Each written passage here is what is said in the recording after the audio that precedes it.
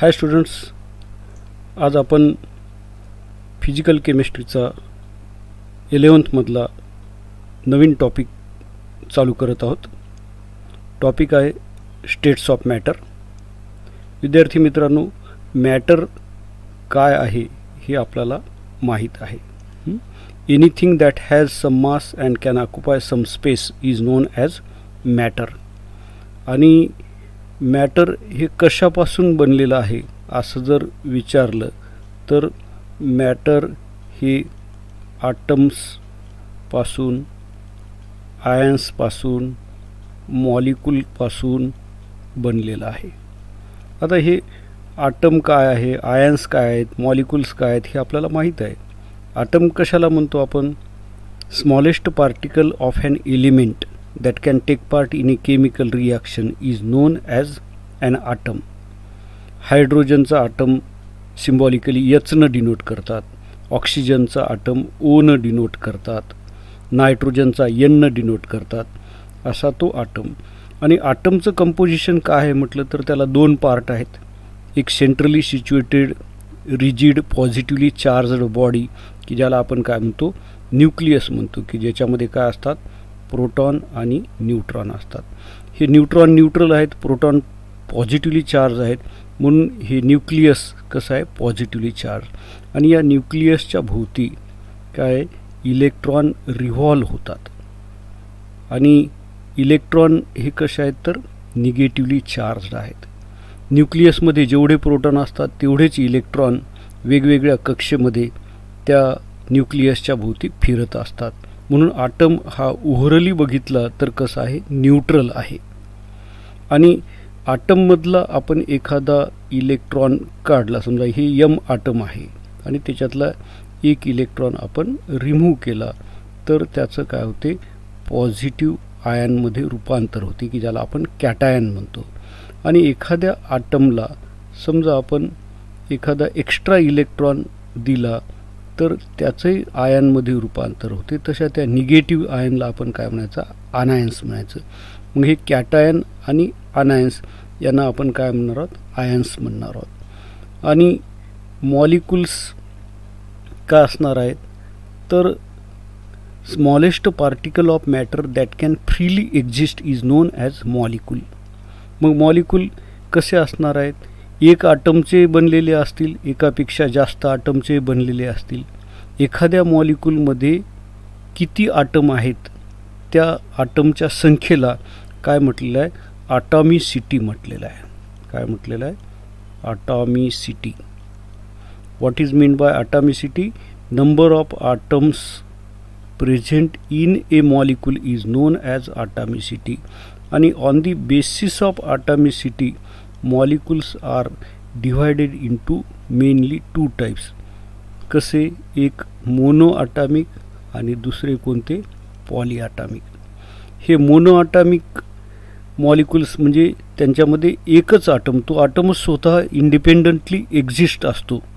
मग तो एकटा ॲटम फ्रीली एक्झिस्ट आहे म्हणजे तोच काय झाला, मॉलिक्यूल झाला. याची उदाहरणं कोणते म्हटलं तर noble gases, helium, neon, argon, krypton, xenon हे एकटेच स्टेबल आहेत, स्थिर आहेत, त्यांचा इंडिपेंडंट एक्झिस्टन्स आहे, म्हणून ते मोनो ॲटॉमिक मॉलिक्यूलचे एक्झाम्पल. आणि metals in gaseous state also in the form of single atom. Therefore metals in gaseous state and noble gases are the example of mono atomic molecule. आणि polyatomic मॉलिक्यूलमध्ये दोन item जर एका मॉलिक्यूलमध्ये असतील तर त्याला आपण डाय ॲटॉमिक म्हणू शकतो. याचे एक्झाम्पल कोणते म्हटलं तर H2, O2, Cl2 हे अशा टाईपचे, किंवा HCl, HBr, HI हे अशा टाईपचे डायॲटॉमिक. हे दोन्ही ॲटम जर सारखे असतील तर त्यांना आपण होमो डायॲटॉमिक म्हणायचं, आणि वेगवेगळे असतील तर त्याला हेट्रो डायॲटॉमिक म्हणायचं. तसेच तीन ॲटम असतील तर त्याला आपण ट्राय ॲटॉमिक म्हणू शकतो. ओझोन त्याचं एक्झाम्पल येते, H2O सुद्धा त्याचं एक्झाम्पल येते. टेट्रा ॲटॉमिकसुद्धा असतात, त्याच्यामध्ये काय असतील, 4 ॲटम असतील एका मॉलिक्यूलमध्ये. फॉस्फरस असं उदाहरण येते, P4. म्हणजे असे नंबर ऑफ ॲटमवरून मॉलिक्यूलचे प्रकार पडतात. आता इथं आपल्याला या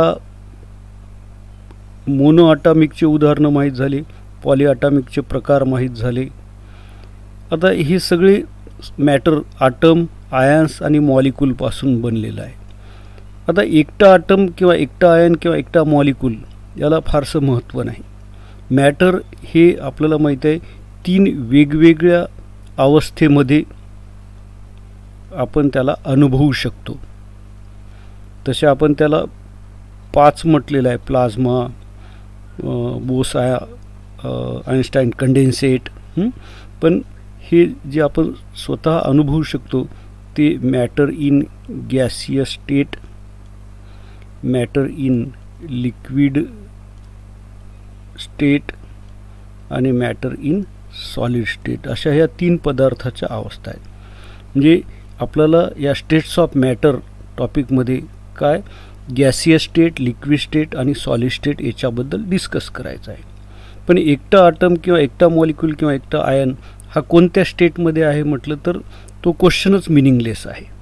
पण हे असे अनेक हजारो, करोडो, अब्जावधी ॲटम्स, आयन्स, मॉलिक्यूल्स एकत्र येतात तेव्हा हे मॅटर बनते.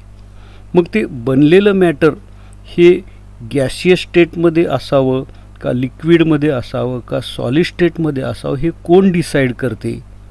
तर ते डिसाईड करते त्या मॉलिक्यूलमध्ये असणारा इंटरमॉलिक्युलर फोर्स आणि ते मॅटर असताना त्या ठिकाणी असलेलं टेम्परेचर आणि प्रेशर. म्हणजे these states of matter depends on temperature and pressure.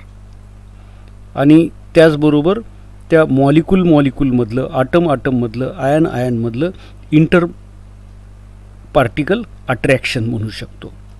तर हे मॉलिक्यूलमध्ये असणारे फोर्सेस कोणते असतात, मॉलिक्यूलच्या मधात असणारे फोर्सेस कोणते असतात, याच्याबद्दल थोडंसं आपण डिस्कस करू. आता आपल्याला माहीत आहे की हे एखाद्या मॉलिक्यूलमध्ये एकापेक्षा जास्त ॲटम जेव्हा आहेत तेव्हा आपण त्याला काय म्हणालो, पॉलीॲटॉमिक म्हणालो. मग पॉलीॲटॉमिक मॉलिक्यूलमध्ये एकापेक्षा जास्त ॲटम एकत्रित धरून ठेवलेले आहेत. कशानं धरून ठेवलेले आहेत तर केमिकल फोर्सेसनं. मग हे जे केमिकल फोर्सेस आहेत ते 2 प्रकारचे आहेत असं आपण म्हणू शकतो. म्हणजे ॲटमला एकत्र धरून ठेवणारी म्हणजे केमिकल फोर्सेस किंवा आपण जस्ट फोर्सेस म्हणू त्यांना. तर याच्यामध्ये काय एक इंट्रा मॉलिक्युलर आणि दुसरं काय असणार आहे इंटर मॉलिक्युलर. तर ही इंट्रामॉलिक्युलर फोर्सेस म्हणजे केमिकल बॉन्ड्स आहेत. ते त्याच्यामध्ये कोणकोणते येतात, हे कोव्हॅलंट बॉन्ड की जो शेअरिंग ऑफ इलेक्ट्रॉननं येतो, त्यानंतर आयोनिक बॉन्ड, त्यानंतर कोऑर्डिनेट बॉन्ड. हे अशा टाईपचे जे फोर्सेस आहेत की जे मॉलिक्यूलच्या मधात असतात. त्याचबरोबर दुसरे मॉलिक्यूलच्या मधात असणारे फोर्सेस, एक मॉलिक्यूल दुसऱ्या मॉलिक्यूलला अट्रॅक्ट करतो, रिपेल पण करू शकतो. मग असे जे इंटरमॉलिक्युलर फोर्सेस जे आहेत त्या फोर्सेसवरून त्या मॅटरची फिजिकल स्टेट डिसाईड होते. जर ते फोर्सेस खूप स्ट्रॉंग असतील तर तो मॅटर कसा असणार आहे, सॉलिड स्टेटमध्ये असेल. ते जर वीक असतील तर ते लिक्विड स्टेटमध्ये असेल. आणि जर इंटरमॉलिक्युलर फोर्सेस हे खूपच वीक असतील तर त्यावेळेस तो मॅटर कसा असणार आहे, गॅसियस स्टेटमध्ये असणार आहे. तर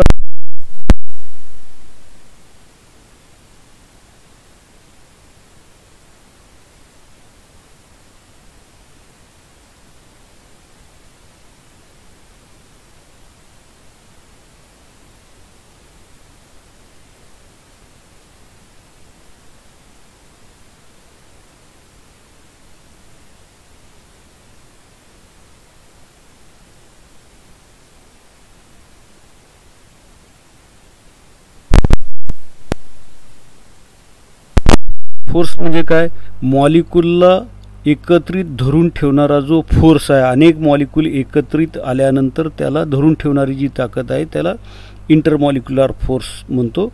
आणि त्या इंटरमॉलिक्युलर अट्रॅक्टिव्ह फोर्सेसलाच एक विशिष्ट असं नाव दिलेलं आहे, त्याला आपण वान डर वॉल्स फोर्सेस म्हणतो. काय म्हणतो, वान डर वॉल्स फोर्सेस म्हणतो.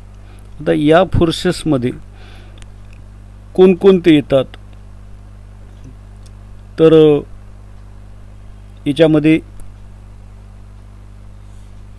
हे डिस्पर्शन फोर्सेस येतात,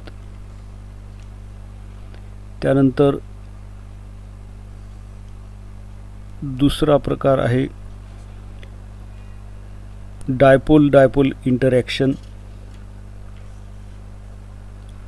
किंवा त्याला आपण डायपोल डायपोल फोर्स म्हणू शकतो किंवा डायपोल डायपोल इंटरॅक्शन म्हणू शकतो. त्यानंतर तिसरा आहे dipole induced dipole, dipole induced dipole. तर पोल म्हणजे काय, ज्या ठिकाणी चार्ज कॉन्सन्ट्रेट झाला त्याला आपण पोल म्हणतो. दोन पोल आहेत म्हणजे दोन चार्जेस आहेत त्याला आपण डायपोल म्हणतो. तर आपण पहिल्यांदा डिस्कस करूत या डिस्पर्शन फोर्सेसबद्दल. याच्यामध्ये अजून एक फोर्स येतो की जो या सगळ्यांपेक्षा स्ट्रॉंगर आहे आणि तो काही मॉलिक्यूलमध्येच अस्तित्वात आहे, म्हणून त्याला असा चौथा प्रकार म्हणण्याच्याऐवजी सेपरेटली अभ्यासल्या जाते. आणि तो या डायपोल डायपोल इंटरॅक्शनचंच एक स्ट्रॉंगर रूप आहे म्हणू शकतो, आणि त्याला आपण एच बॉन्डिंग म्हणतो किंवा त्याला आपण हायड्रोजन बॉन्डिंग म्हणतो.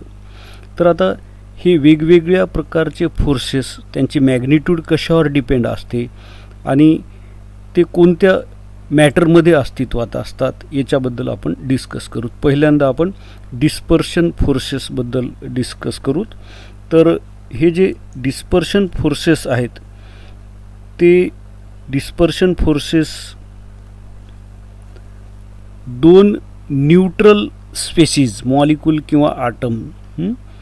आता न्यूट्रल म्हणजे काय, त्यांच्याकडे जेवढे न्यूक्लियसमध्ये प्रोटॉन आहेत तेवढेच काय त्यांच्याकडे इलेक्ट्रॉन आहेत, त्यामुळे ते कसे आहेत, न्यूट्रल आहेत.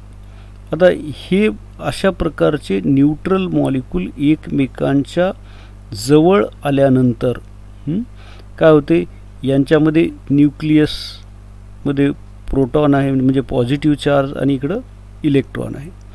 तर आता याचं न्यूक्लियस याच्या न्यूक्लियसला रिपेल करणार आहे, याचे इलेक्ट्रॉन याच्या इलेक्ट्रॉनला रिपेल करणार आहे. मग असे हे जर इलेक्ट्रॉन याच्या जवळ आला, म्हणजे हे एकमेकांच्या जवळ आले तर काय होईल, दोन पॉझिटिव्ह आणि दोन निगेटिव्ह चार्जेस एकमेकांच्या जवळ आल्यासारखे होईल. मग तशा कंडिशनमध्ये काय होतील, याचा निगेटिव्ह चार्ज याच्या निगेटिव्ह चार्जला रिपेल केल्यामुळं हा इलेक्ट्रॉन या ठिकाणी राहण्याच्याऐवजी तो काय होईल, थोडासा पुढे जाईल.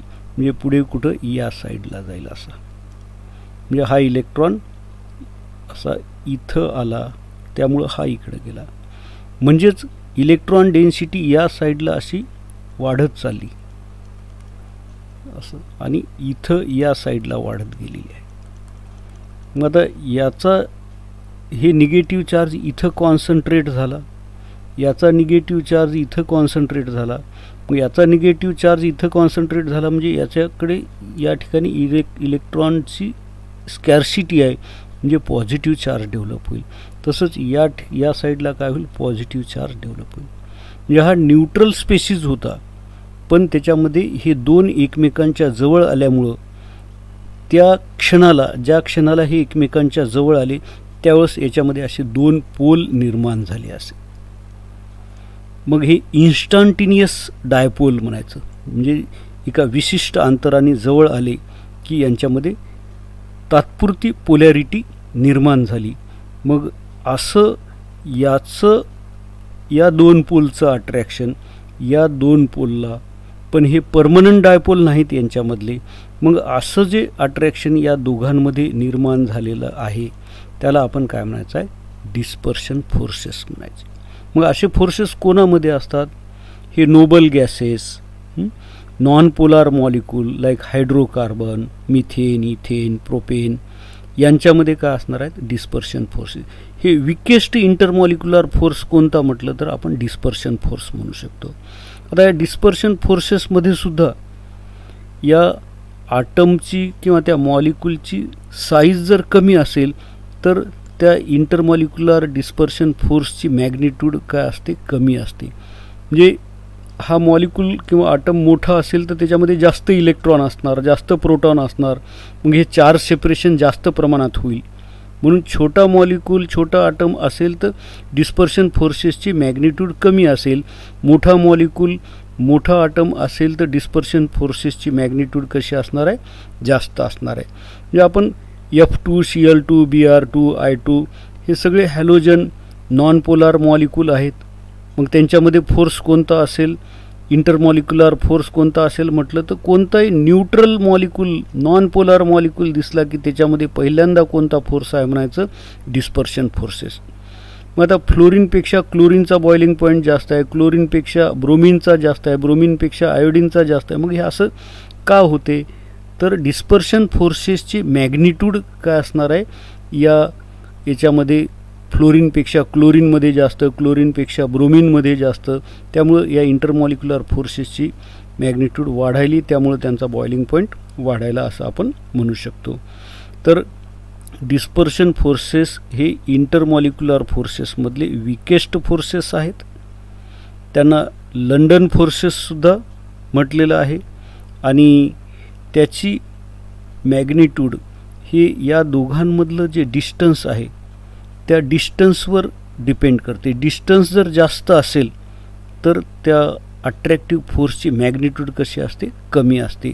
आणि हे जे अट्रॅक्टिव्ह फोर्स आहे किंवा अट्रॅक्शन आपण म्हणू ते काय, डायरेक्टली प्रपोर्शनल टू म्हणजे inversely proportional to distance between the particles to the power 6 ही त्याचा फॉर्म्युला आहे म्हणू शकतो. म्हणजे बघा, हे डिस्टन्स जास्त असेल तर त्याचा 6वा पॉवर खूपच मोठा होईल. मग खूप मोठा म्हणजे 1 डिवायडेड बाय खूप मोठी संख्यामध्ये ही अट्रॅक्शन काय असणार आहे, कमी होणार आहे. म्हणजे फोर्स ऑफ अट्रॅक्शन कशावर डिपेंड आहे, डिस्टन्स बिटवीन दी न्यूट्रल स्पेसिसवर डिपेंड आहे. हे डिस्टन्स कमी असेल तर अट्रॅक्शन जास्त राहील आणि डिस्टन्स जास्त असेल तर अट्रॅक्शन कमी असेल. ही या डिस्पर्शन फोर्सेसबद्दल. आता याची एक आपण फिगरसुद्धा बघू शकतो, पुस्तकात दिलेली आहे. आता हे दोन ॲटम ए आणि ॲटम बी हे काय सिमेट्रिकल इलेक्ट्रॉनचं डिस्ट्रीब्युशन आहे, त्याच्यामध्ये न्यूट्रल स्पेसिस आहेत, न्यूट्रल ॲटम आहेत. पण हे दोन ॲटम एकमेकांच्या जवळ चालले तर दुसऱ्या फिगरमध्ये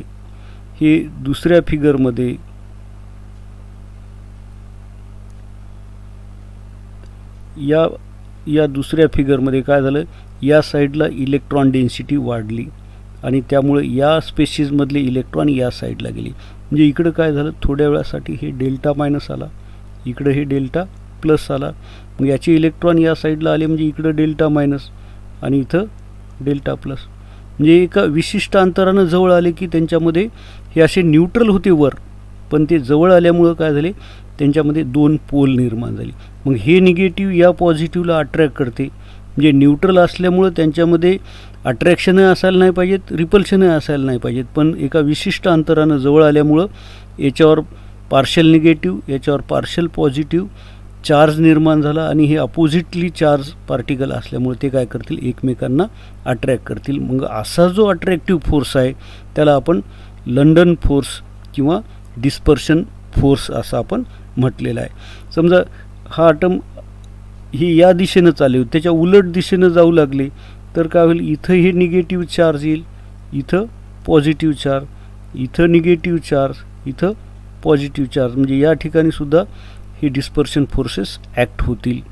म्हणून आपल्याला नीटला, CETला, JEEला प्रश्न येताना विचारल्या जातील तेव्हा which of the following contains only dispersion forces असं जेव्हा म्हटल्या जाते तेव्हा खालील दिलेल्या पर्यायामध्ये आपण नॉन पोलार न्यूट्रल मॉलिक्युल्सचे सॅम्पल निवडायचे, म्हणजे helium, neon, argon, krypton, xenon, methane, ethane, propane अशा टाईपचे नॉन पोलार कंपाऊंडमध्ये असणारे फोर्सेस कोणते असणार आहेत? Only dispersion forces.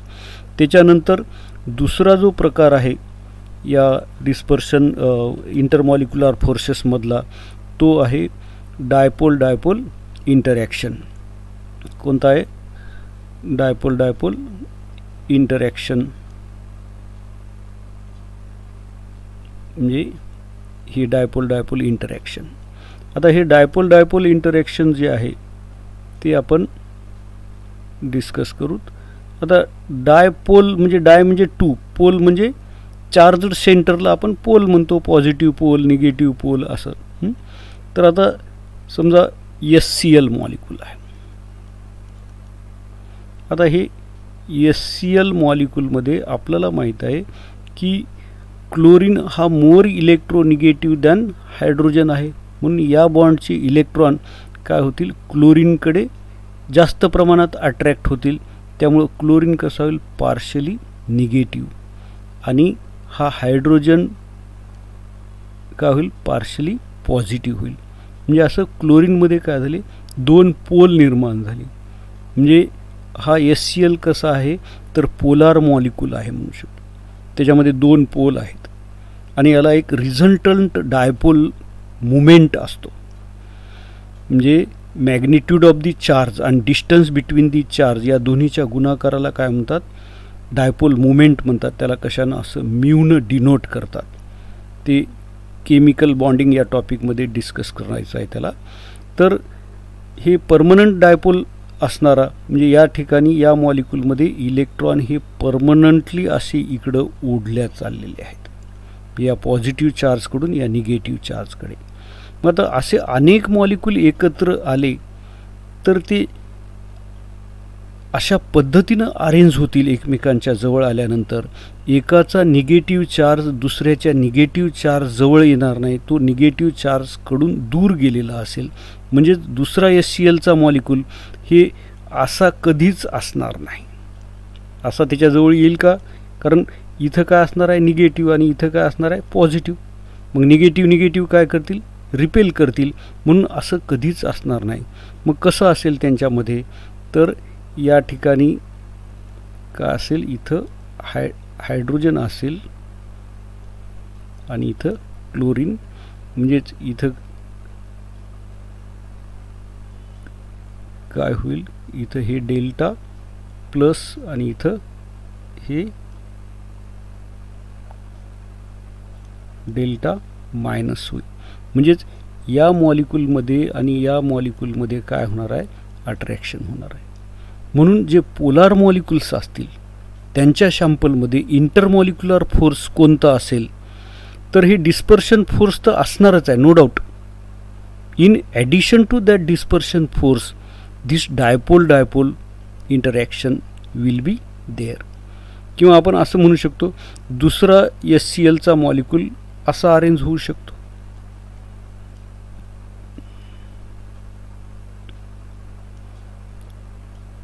हे पॉझिटिव्ह, हे निगेटिव्ह. मग हे निगेटिव्ह आणि हे पॉझिटिव्ह, हे पॉझिटिव्ह आणि हे निगेटिव्ह. याच्यामध्ये याचे दोन पोल याच्या दोन पोलला अट्रॅक्ट करायले, म्हणून सुद्धा आपण याला काय म्हणू शकतो? Dipole dipole interaction. मग अशा टाईपचे इंटरमॉलिक्युलर फोर्सेसचे उदाहरणं कोणते म्हटलं तर आपण काय म्हणू शकतो?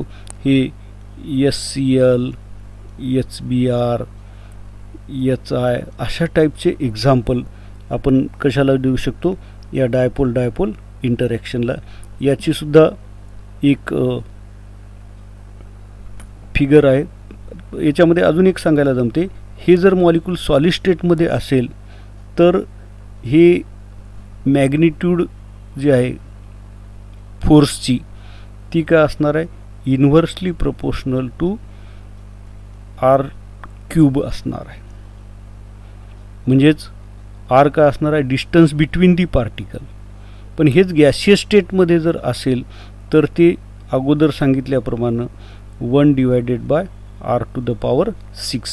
म्हणजे डिस्टन्स गॅसियस स्टेटमध्ये जास्त असल्यामुळं अट्रॅक्शन कसं असणार आहे, कमी असणार आहे. तर हे झालं या डायपोल डायपोल इंटरॅक्शनबद्दल. मग कोणामध्ये असणार आहे, ज्याच्याकडे परमनंट डायपोल आहे, म्हणजे एक मोर इलेक्ट्रोनिगेटिव्ह आटम लाईक क्लोरीन आणि दुसरा लेस इलेक्ट्रोनिगेटिव्ह, असं ज्यांच्यामध्ये आहे त्यांच्यामध्ये काय असणार आहे, डायपोल डायपोल इंटरॅक्शन.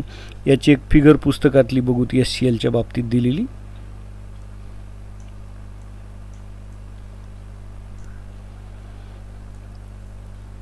आता याच्यामध्ये काय, क्लोरीनवर चार्ज डेन्सिटी जास्त आहे, हायड्रोजनवर कमी आहे, त्यामुळं क्लोरीन कसा झालेला आहे, डेल्टा मायनस, डेल्टा म्हणजे पार्शल, आणि हायड्रोजन कसा झालेला आहे, डेल्टा प्लस, त्याच्याकडून इलेक्ट्रॉन क्लोरीनकडे ओढले गेले. त्यामुळे दोन मॉलिक्यूल खालच्या या फिगरमध्ये हे दोन मॉलिक्यूल एकमेकांच्या जवळ आले तेव्हा एका मॉलिक्यूलचा क्लोरीनचा पार्शल निगेटिव्ह चार्ज दुसऱ्या मॉलिक्यूलच्या हायड्रोजनवरच्या पार्शल पॉझिटिव्ह चार्जला अट्रॅक्ट करतो.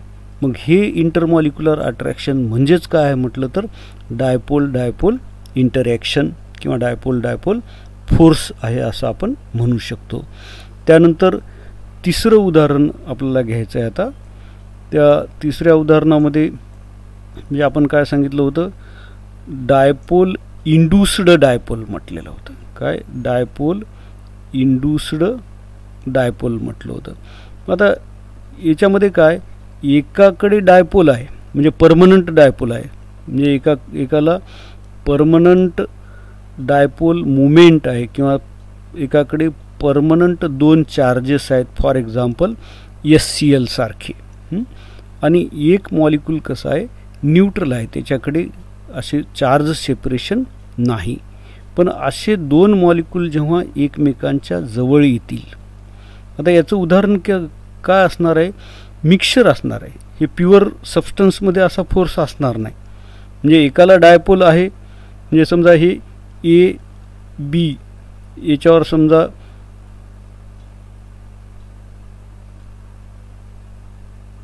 याच्यावर डेल्टा मायनस आहे, समजा याच्यावर डेल्टा प्लस आहे, असं म्हणजे याला परमनंट डायपोल आहे. आणि दुसरा कसा आहे, AA किंवा BB, दोघांची इलेक्ट्रोनिगेटिव्हिटी सेम असणार आहे. म्हणजे हा मॉलिक्यूल कसा असणार आहे, नॉन पोलार असणार आहे आणि हा कसा आहे, पोलार आहे.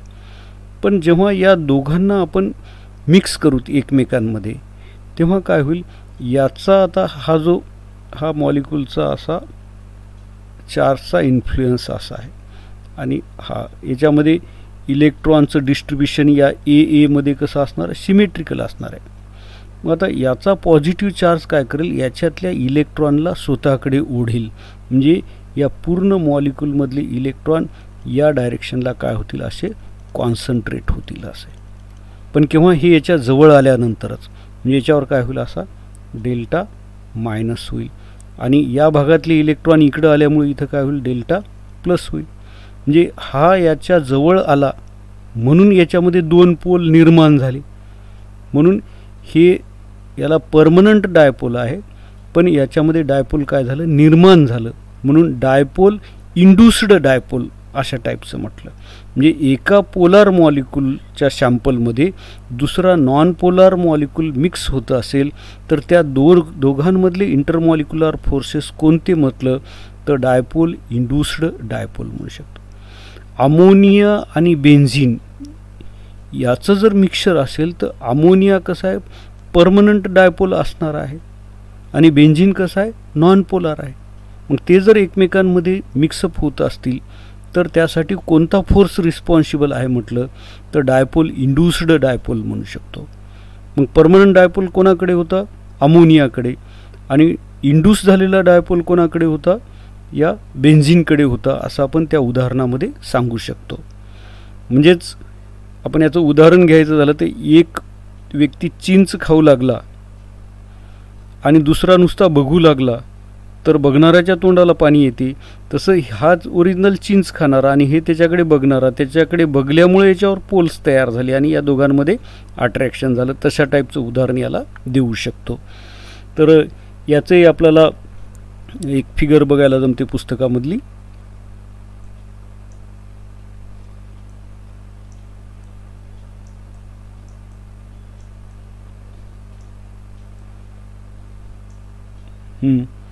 आता याच्यात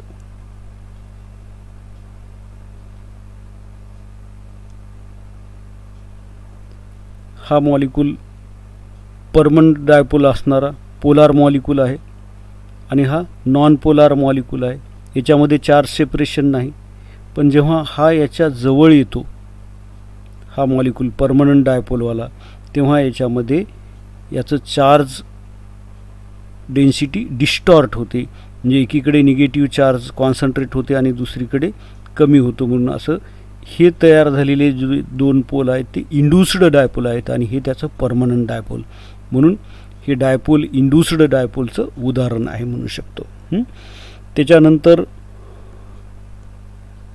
याच्या पुढचं तर हे स्टेट्स ऑफ मॅटर कशाची देण आहे. म्हणजे एखादा मॅटर सॉलिड स्टेटमध्ये, लिक्विड स्टेटमध्ये, गॅसियस स्टेटमध्ये. आता आपल्याला वॉटरचं एक्झाम्पल वेल नोन आहे. पहा कसं वॉटरचा फॉर्म्युला H2O आहे. ते सॉलिड स्टेटमध्ये त्याला आपण आईस म्हणतो, लिक्विड स्टेटमध्ये त्याला आपण वॉटर म्हणतो आणि गॅसियस स्टेटमध्ये त्याला स्टीम म्हणतो. म्हणजे आता आपण बघू हे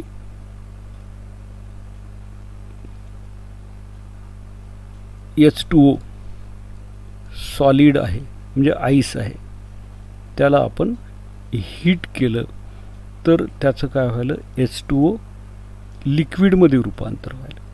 आणि यालाही पुढे आपण हीट केलं तर त्याचं H2O गॅसमध्ये रूपांतर व्हायलं.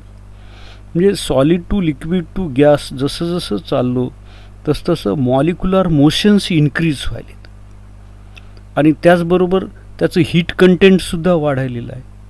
म्हणजे थर्मल एनर्जी आणि इंटरमॉलिक्युलर फोर्सेसवर स्टेट ऑफ मॅटर डिपेंड असते.